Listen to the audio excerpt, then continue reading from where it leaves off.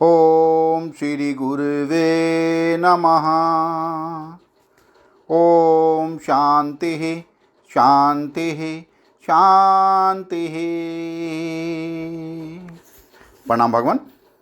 भगवान योग वासिष्ठ महारामायण से निर्वाण प्रकरण उत्तरार्ध और सर्ग नंबर 101 से 102 से सत्संग चल रहा है भगवान, जिसमें शीर्षक था सबकी चिन्मात्र रूपता का निरूपण तथा ज्ञानी महात्मा के लक्षणों का वर्णन। सत्संग प्रारंभ करते हैं भगवान। जिन्हें ज्ञेय पदार्थ परमात्मा का भली भांति ज्ञान हो चुका है और जो उन ज्ञानी महात्माओं के समान ही पवित्र अंतःकरण वाले हैं, वे ही उन महात्माओं के महत्व को ठीक ठीक समझ पाते हैं। जैसे सांप के पद चिन्हों को सांप ही समझ पाते हैं, श्रेष्ठ पुरुष तो अपने सर्वोत्तम भाव को छिपाए फिरते हैं। वाह भगवान वाह। श्रेष्ठ पुरुष तो अपने सर्वोत्तम भाव को छिपाए फिरते हैं। भला गांव और नगरों के धनों से जिसका खरीदा जाना असंभव है, ऐसी कौन सी चिंतामणि बाजार में बिकने के लिए आती है। अर्थात बाजार में बिकने के लिए आती नहीं है, मीन्स वो जो उनका भाव है वो छिपाए फिरते हैं, वो तो पता ही नहीं होता किसी को। जी भगवान। उन तत्वज्ञानी महात्माओं का भाव अपने गुणों को छिपाए रखने में ही होता है, दूसरों के सामने प्रदर्शन करने में नहीं, क्योंकि वे वासना से शून्य, द्वैतहीन एवं अभिमान से रहित होते हैं। श्री राम उन महात्माओं को एकांत, सेवन, असम्मान, बुरी स्थिति तथा साधारण लोगों द्वारा की गई अवहेलना, ये सब चीज़ें जैसा सुख पहुंचाती है, वैसा सुख उन्हें बड़ी बड़ी समृद्धियां भी नहीं दे सकती। तत्वज्ञान का सारभूत तो नृत्य से आनंद है, वह एकमात्र अपने अनुभव से ही जानने योग्य है, उसे दूसरे को दिखाया नहीं जा सकता। तत्वज्ञ पुरुष भी उसे नहीं देखता, केवल स्वयं प्रकाश रूप से उसका अनुभव करता है। लोग मेरे इस गुण को जानें और मेरी पूजा करें, ऐसी इच्छा अहंकारियों की होती है। जिनका चित्त अहंकार से मुक्त है, उनके भीतर ऐसी इच्छा का उदय नहीं होता। और रघुनंदन, आकाश में गमन आदि जो क्रियाफल हैं, वे तो मंत्र और औषध के प्रभाव से अज्ञानियों के लिए भी सिद्ध अर्थात सुलभ हो जाते हैं। कोई ज्ञानी हो या अज्ञानी, जो लक्ष्य सिद्धि के लिए जैसा क्लेश सहन करने में समर्थ हो, वह वैसा ही फल कर्म अनुसार अवश्य प्राप्त कर लेता है। चंदन की सुगंध की भांति विहित और निषिद्ध कर्मों का फल सभी के हृदय में अपूर्व रूप से विद्यमान है। समय पाकर प्रकट हुए उस फल को उसका अधिकारी जीव अवश्य पाता है। यह आकाश गमन आदि फल कुछ भी नहीं है, अत्यंत तुच्छ है, अथवा मन का भ्रम मात्र है, या अधिष्ठान भूत चिद आकाश मात्र है। जिसे ऐसा ज्ञान हो गया है, वह वासना शून्य तत्वज्ञ पुरुष कर्म की बमंडल रूप उन मंत्र औषधि साध्य क्रियाओं का साधन कैसे करेगा। उन महापुरुषों का इस विश्व में न तो कर्म करने में कोई प्रयोजन रहता है, न कर्मों के न करने से ही किसी भी प्राणी में उसका किंचित मात्र भी स्वार्थ का संभव रहता। इस पृथ्वी पर, स्वर्ग में अथवा देवताओं के यहाँ भी कभी कोई ऐसी वस्तु नहीं है, कहीं कोई ऐसी वस्तु नहीं है जो उस उदार चेतता परमात्म ज्ञानी को लुभा सके, जिसके लिए यह सारा संसार ही तिनके के समान तुच्छ हो गया है, जिसमें रजोगुण का लेस मात्र भी नहीं है। उस ज्ञानी महात्मा के लिए एकमात्र परमात्मा से भिन्न दूसरी कौन सी वस्तु उपादेय हो सकती है। वाह भगवान वाह। दोबारा से लेते हैं भगवान तीनों लाइनें।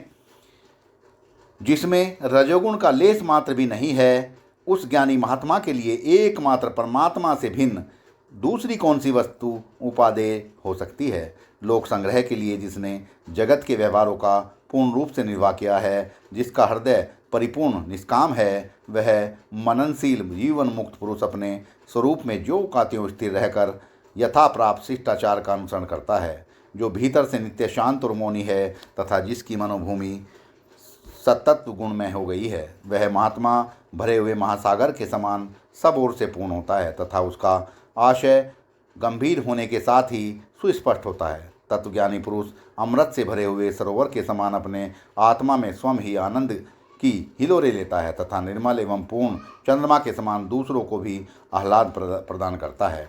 यह सारा विश्व भ्रम मात्र है, इंद्रजाल है। ऐसे दृढ़ निश्चय के कारण ज्ञानी पुरुष इच्छाओं से सर्वथा रहित हो जाता है। ज्ञानी महात्मा अपने शरीर के सर्दी गर्मी आदि दुखों को भी इस तरह अवहेलनापूर्वक देखता है मानो वे दूसरे के शरीर में हो। केवल परहित के लिए फल फूल धारण करने वाली लता के समान धीर वृत्ति से तथा करुणा के कारण उदार वृत्ति से वह आत्मा दुखी प्राणियों का परिपालन करता है। वह संसार से विरक्त होकर ऐसी सारभूत स्थिति को अपनाता है जिसमें जलमात्र ग्रहण करके भी संतोष माना जाता है। साधारण लोगों के समान यथा प्राप्त व्यवहार का संपादन करता हुआ वह महात्मा चर अचर भूतों के ऊपर अर्थात पर ब्रह्म परमात्मा में ही स्थित होता है। कोई महात्मा पर्वत की गुफा को ही घर मानकर उसमें रहता है, कोई पवित्र आश्रम में निवास करता है, कोई ग्रस्त श्रमी होता है और कोई प्रायः इधर उधर घूमता रहता है। कोई भिक्षाचार्य से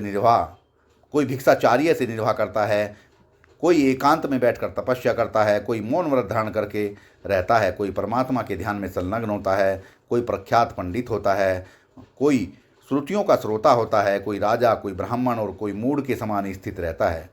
कोई सिद्ध गुटिका अंजन और खड़क आदि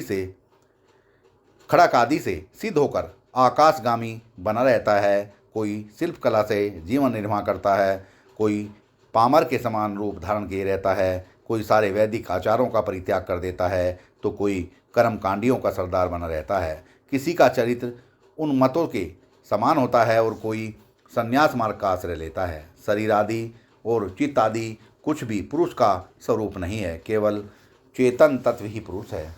उसका कभी नाश नहीं होता। यह आत्मा अनिच्छा है, इसे कोई काट नहीं सकता। यह अहार्य है, इसे कोई जला नहीं सकता। यह अक्लेद है, इसे कोई भी पानी से भिगो नहीं सकता। यह अशोष्य है, इसे कोई सुखा नहीं सकता। यह आत्मा सर्वव्यापी अचल स्थिर रहने वाला है और सनातन है। तत्वज्ञ पुरुष पाताल में समा जाए, आकाश को लांघकर उसके ऊपर चला जाए अथवा संपूर्ण दिशाओं में वेगपूर्वक भ्रमण करे, जिससे पर्वत आदि से टकराकर वह पिस जाए या चूर चूर हो जाए, परंतु उसका जो चिन्मात्र स्वरूप है वह अजर अमर बना रहता है। वाह भगवान वाह! वह कभी नष्ट नहीं होता, क्योंकि वह आकाश के समान अनंत सदा शांत अजन्मा और कल्याण में परमात्मा स्वरूप ही है। भगवान दोबारा से लेते हैं 4-5 लाइनें। तत्वज्ञ पुरुष पाताल में समा जाए, आकाश को लांघकर उसके ऊपर चला जाए अथवा संपूर्ण दिशाओं में वेगपूर्वक भ्रमण करें, जिससे पर्वत आदि से टकराकर वह पिस जाए या चूर चूर हो जाए, परंतु उसका जो चिन्मात्र स्वरूप है वह अजर अमर बना रहता है। वह कभी भी नष्ट नहीं होता, क्योंकि वह आकाश के समान अनंत सदा शांत अजन्मा और कल्याण में परमात्मा स्वरूप ही है। सत्संग को विराम देते हैं भगवान। प्रणाम भगवान।